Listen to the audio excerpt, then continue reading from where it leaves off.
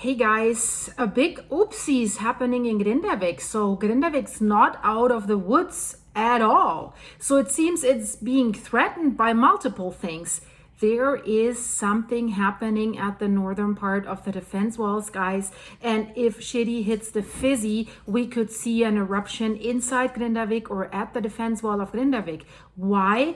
I'll tell you in this video. And there's something else. There's a lava lake forming that could, if the walls break, rapidly flow somewhere. And I'll also tell you in this video where. So let's jump right in, guys, because it will be interesting, I can tell you that. So the volcanic eruption in Iceland is continuing and it's not slowing down anymore. It's been quite steady over the last 2 days. And we basically have two main eruption areas that are forming craters right now. Like the last eruption has formed a crater that got higher and higher and higher, even higher than 50 meters. So these two buggers there, they're growing in size because the lava keeps flowing out of there and constantly building up. And we've got lava flowing basically from there in 3 directions. So we'll talk about that as well. So it's not over yet. And it seems, that's at least what the scientists are saying, that this eruption could last longer than the last one.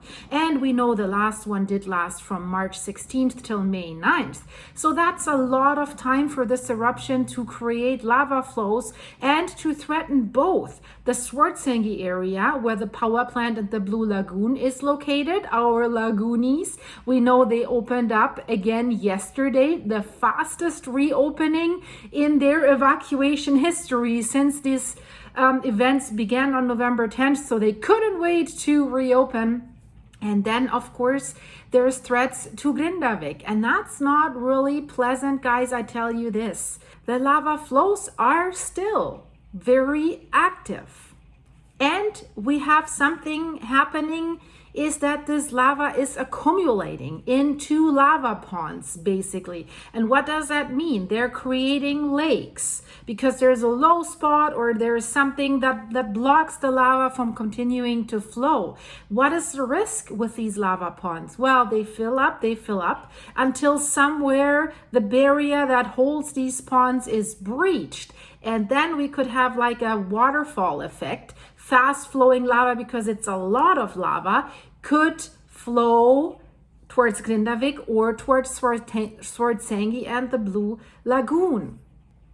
One of these lava ponds is basically at Sillingerfell, that hill that you see here on the map. At the foot of that hill, Sillingerfell, there is the lava pond.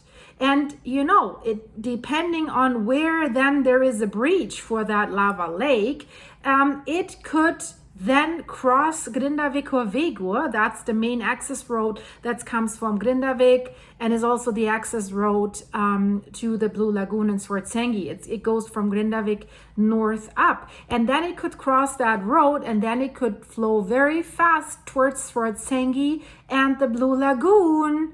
So this is something, and you know, what is kind of concerning in my opinion is if the lava's flowing naturally, you can say estimated time is the lava will reach the Blue Lagoon in an hour, in 2 hours, whatever. But if you have like a dam and you have like a lake, and if that dam breaks, you know that with a water lake, not a lava lake, for example, if the dam breaks, we've got a fast flow with a lot of water approaching. And if that happens to the Blue Lagoon and Swartsengi, there could be less warning time, less evacuation time. And we know Grindavik is the only road in and out. And you can't go to Grindavik because Grindavik is overflown by lava there already. And it has been overflown from the lava at Swartsengi as well, not only once, right? So this is not really good, right? But of course, I mean, let's not even think about it that they would close the Blue Lagoon just to make sure that everyone is safe and will not be locked in there. Nope, of course not, right? Money is important. So the Icelandic Meteorological Office is also concerned about this situation. So they want to be able to monitor this area better to see when that lake is on the move, when the walls or the barrier of that lake will be breached. So they have announced that they want to install another live camera on Sillingerfell so that they can monitor this, right? Because this is a critical point. And here it comes, guys. And that's, imagine Grindavik and these defense walls around Grindavik. And it seems I can't give you the exact location. They haven't given the exact location, but they are saying at the northern end of the defense walls. So it's probably around that area. If you look on the map straight out, there's Grindavik or Vegur, and you see that the lava is flowing along these defense walls, the northern part, then to the west. So somewhere along Grindavik or Vegur, maybe a little bit east of Grindavik or Vegur, they were fearing that we would have a fissure open there, like an eruption fissure. Imagine this. Why did they think this? Because all over a sudden, there was a short crack that did open up. And that right at the northern defense wall, that is there to protect Grindavik. And then steam was coming out of there. So that means something's hot in that crack, underneath that crack. But so far, no eruption has occurred as of yet. So we will have to wait and see what's going to happen. We know in the last eruption, the defense walls further east were breached. I'll show it to you here on that picture. And how were they breached? Not by visible lava flowing on top of that lava bed. So you didn't see a red glow of a red river coming towards it. What had happened, because the eruption had been going on so long, the lava was putting layers on top of each other. And then there were like underground lava flow tunnels that were pushing towards that defense wall and then lifting up the lava layers on top of it, the more cool down lava layers on top of it, pushing it over the dike. Is that something that's happening here? We don't know. We have to wait. But they said a crack has opened and steam was coming out. So a crack, right? That's something different than what we've seen when the lava did breach the defense walls in the last eruption. So imagine, but if the cracks don't know that there is a defense wall, and it's not that this volcano respects these defense wall and says, well, I'm staying out of it, right? I'm staying like north of it. So if something opens there, something could open inside the walls, and that's where Grindavik is. And if something happens inside, Grindavik might be very, very heavily damaged or even completely destroyed. So that's why I said at the beginning, it's not out of the woods yet at all. And especially not since they're predicting that this eruption could last for quite a long time. So that's why they're saying that they can't rule out that there will be new eruption centers that will form in other places. And there's precedence for this, because at the Fagradalsfjall eruptions that happened in 2021, this is exactly what has happened. And we have already seen it sort of in the January eruption, when we had one fissure, and then all of a sudden further away from that fissure, still along the same line, there was another fissure opening up more south at the doorstep, basically inside of Grindavik, burning down 3 homes. So that is not good. And of course, you also have to look at the land subsidence that is happening. You know, the magma chamber is underneath Swartsengi, where the Blue Lagoon and the power plant is located. And that magma chamber was filling up. That's why the land was rising. Now that a lot of magma is flowing out of that magma chamber, the land has subsided. And this is the dynamics of this situation. There are reflected in this land subsidence in the Swartsengi area, but also we see more land subsidence along that 10-kilometer, 15-kilometer long magma dike that has formed on November 10th. So there's a sickle valley that's already there and it's getting deeper. But land is subsiding at Swartsengi. The magma chamber is emptying out, and it seems, since the subsidence is really happening significantly, that not that much magma is reflowing from that deeper magma reservoir into the more shallow magma reservoir at the moment. That's what it looks like. And you know, you heard one of my last videos that some scientists say or predict that everything could be over by July, and that then it could be followed by another period of dormancy again.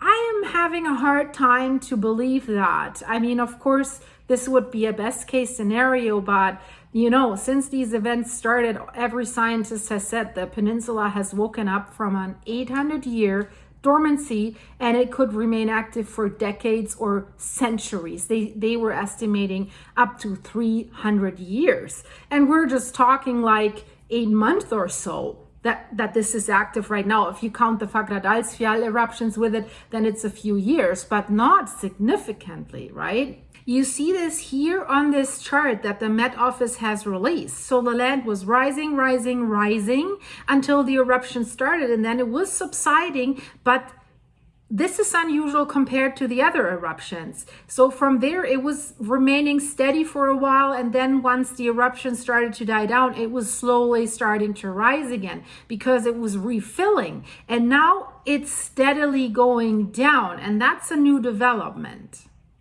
What is apparent and maybe a little bit irritating is that the land subsidence is now proving to be stronger than it appeared in the first few days after this eruption began. So it seems like almost twice as much lava is being released during this eruption as it is flowing back from the deeper magma reservoir. So the conclusion of that could be that the rise of the magma that's coming from the deeper magma reservoir has not stopped yet. It hasn't stopped, but it's getting less. And that's why we're seeing that the ground is sinking underneath Swartsengi where it was previously rising. In the last eruption, we even had like a balanced flow where what was coming from the deeper magma reservoir was flowing right out into the eruption continuously. There is a new statement from Benedict of Feixon. He's the head of the deformation measurements at the Icelandic Meteorological Office. And yes, he confirms the power of this eruption in the Sudnuka crater series has decreased since day one, especially since Thursday. The lava flow has slowed somewhat after the first phase of the eruption, but it's still around 50 cubic meters. The flow is still quite stable and mostly to the east, but somewhat also to the south towards Hagafell. And then we have these two lakes that are forming. So what Benedict says, basically, he says it's impossible to estimate when this eruption will end, but it can be expected that it will be longer than most previous eruptions on the Reykjanes Peninsula, given how little its power has decreased.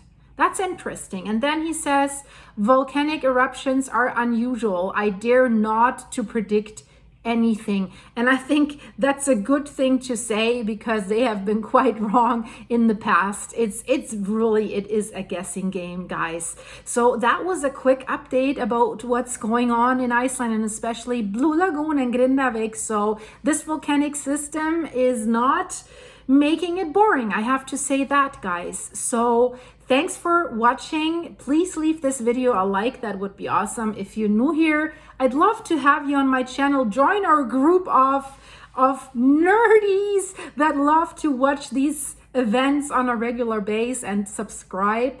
And guys, thank you so much for your wonderful comments, for your ongoing support, for your coffees, and for the supers. I really, really appreciate it. And I'll see you soon with the next one. Stay tuned. Bye-bye.